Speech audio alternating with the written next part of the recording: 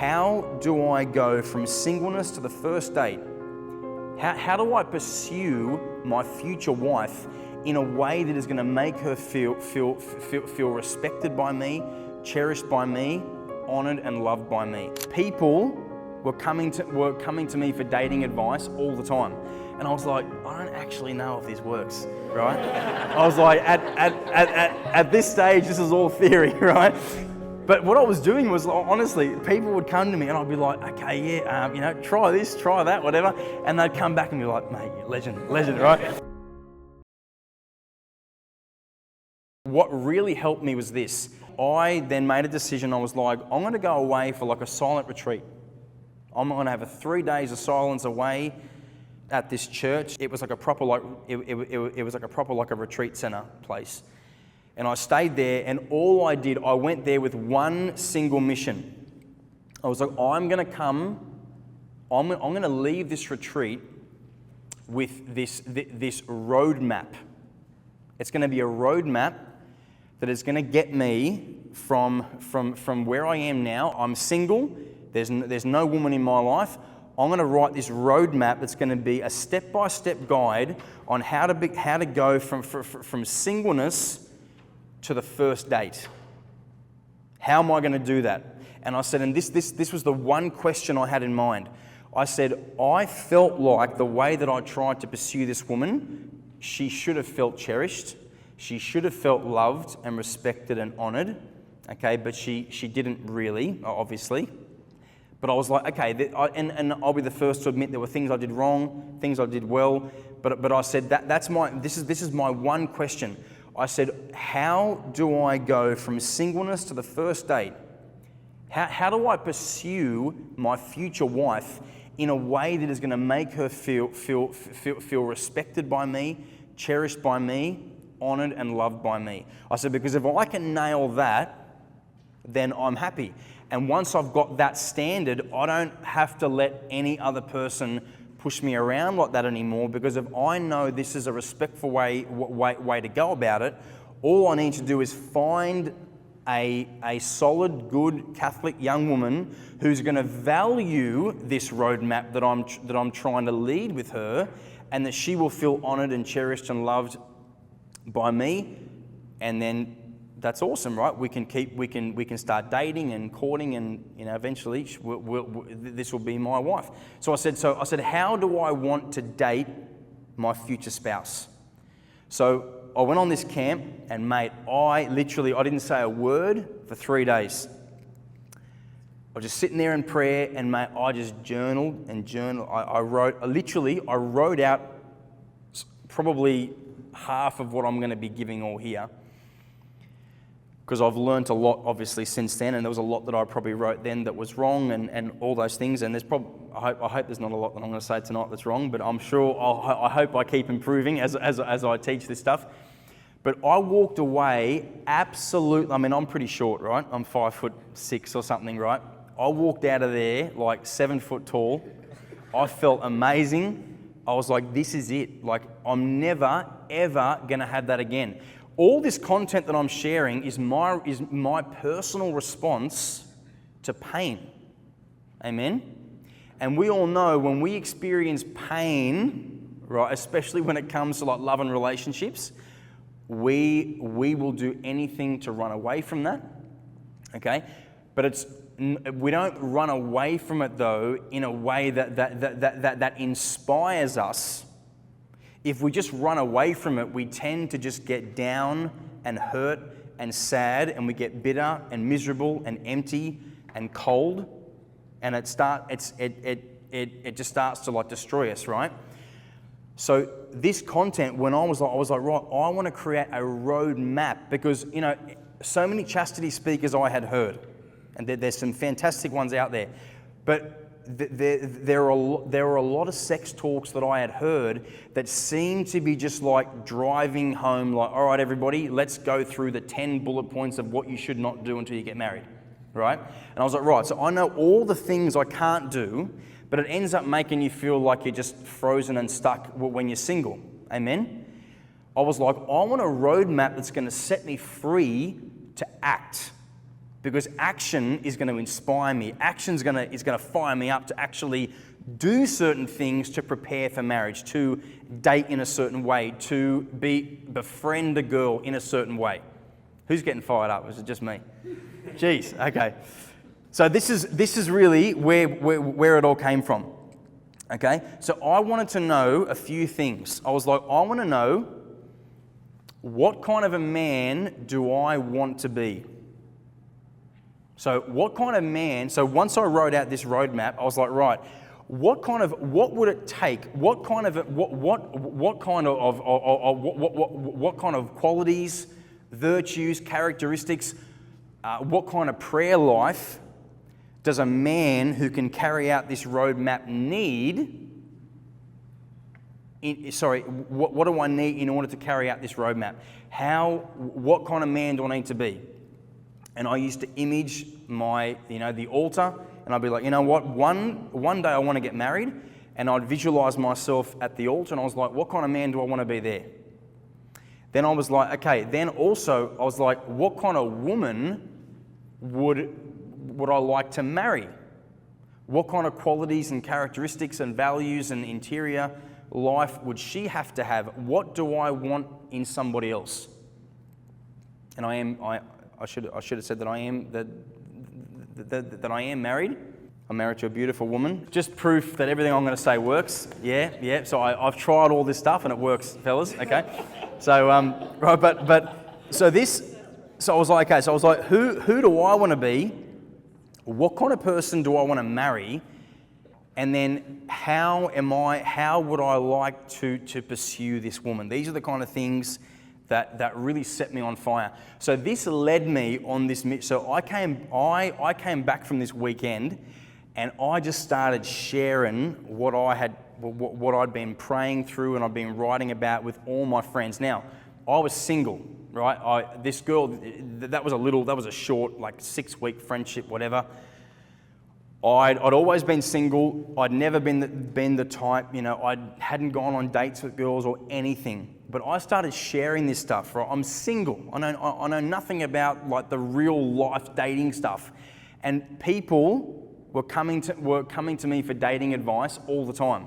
And I was like, I don't actually know if this works, right? I was like, at this stage, this is all theory, right?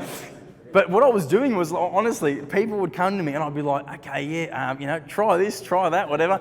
And they'd come back and be like, mate, you legend, right? So I could see, and it's pretty obvious to all of us, right? That if you look at the culture today, when you see the words marriage, family, sex, those kind of words, what kind of words kind of stir up for you? Just take a moment to think. Marriage, family, sex, love, even love. What kind of words stir up for you? Don't say anything just yet. Be really honest with yourself. I'm gonna be bold. You don't have to answer if you don't want to. You do not have to answer. You can leave your hand down if you want. But just out of interest, whose answer was pain? Did anybody have the word pain? No? So when I was growing up, that was my word. When I thought marriage and family, I just thought pain. Sex equals pain. Love equals pain. It doesn't exist. Marriage is in my family, there's a lot of marital pain and marriage is splitting up and all this kind of stuff. So for me, that's always what that word meant. And I do a lot of youth ministry work, especially. And when I go and speak at high schools, I always have there's a set talk that I give to high schools, and I always ask this question. I'll say, raise your hand. Okay, I always say this is not including your the marriage of your own mum and dad. Okay, they aren't counted. Raise your hand if you know of any married couple other than your own mum and dad that really inspires you to want to be married yourself one day. Out of 100 kids, the average is always about 4 or 5 hands, right? 4 or 5 hands go up. Because for a lot of young people, okay, and maybe the word pain didn't surface in your mind at the time, but if you were to sit with it, you might find that actually, yeah, based on previous experiences I've had, based on the marriage of my parents, or based on other marriages that I have seen, I can certainly see how marriage and love and sex and the idea of having a family can actually be quite scary, because we can see, I think we all kind of know, it's kind of wired within us as human beings, we need love, amen? Like, we crave love, we desire and yearn for love more than anything in this world, but we know that we also know that if I dare to love, then I also have to be like, very vulnerable, very open. And if I do open up, there's a huge chance I could get really hurt. Amen? And so for this reason, okay, for that reason, this is why I started on this mission. I was like, I want to help people. I want to help people in this area, because I've experienced pain from it, and I want to help as many other people as possible not experience pain from this. So I started looking. I was like, okay, so there are certain marriages that are just like difficult, painful, they really hurt each other, or they just get really cold. There's no affection, there's no real love, and they end up going separate ways. I was like, right, there's that kind of marriage. I was like, no one really wants that. But then there's other marriages that are just awesome. And it doesn't mean that they don't struggle. I can tell you, okay, even in my marriage, okay, I'm married to a lovely woman who's really on fire for the faith, but there's still plenty of other things we can argue about. Amen, right? Just because we agree on the faith, it doesn't mean that there's no struggle, no tension. Sometimes marriage can be really hard, okay, but you learn to love each other through those wounds that you cause each other. There are times of suffering, there's time of healing, and you've got to forgive each other. She's got to forgive me every day, multiple times a day, I'm sure, right? But it doesn't mean, okay, great marriages are not ones that are free of, of any tension or any struggle. That is a false idea of a great marriage. A great marriage is a marriage that continues to work on building the love and on building, how close they are to each other. They work on the passion. They know how to argue well. What do I mean by argue well? That if they do disagree, and guess what, I always say this, if you've got a married couple that never argues, someone's lying. Amen? It is impossible for two people to absolutely see eye to eye on every single little detail of life. And part of marriage is being so open with the other that you freely express where you don't see eye to eye. And sometimes you do argue or you do disagree, but you learn to do it with charity and with love. You forgive and you heal and you grow. That's a great marriage is how focused on continuing to grow and heal and forgive this couple is. That's a great marriage. So I was like, okay. So if there's marriages that they just kind of burn out and they just kind of give up on each other, they stop trying, there's that. But then there's this marriage where there is a lot of, it's full of intimacy and passion and love. They have their share of struggles, but there's something gold there.